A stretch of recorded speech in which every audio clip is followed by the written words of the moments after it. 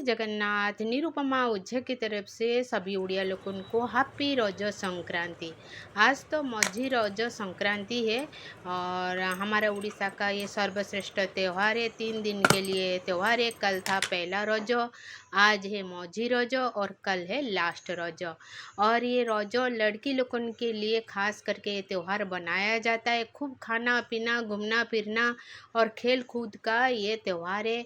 और मेरे तो घूमना तो कहीं नहीं है। और मैंने देखिए सुबह सुबह भगवान के लिए प्रसाद बना के भगवान को पूजा कर लेंगे।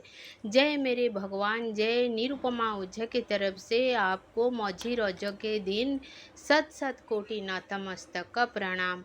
मेरे भगवान को सुबह सुबह पूजा करके और नाश्ता देखिए मैंने बनाया था भुज्जी और पीठा। ये मेरा रज का स्पेशल नाश्ता है।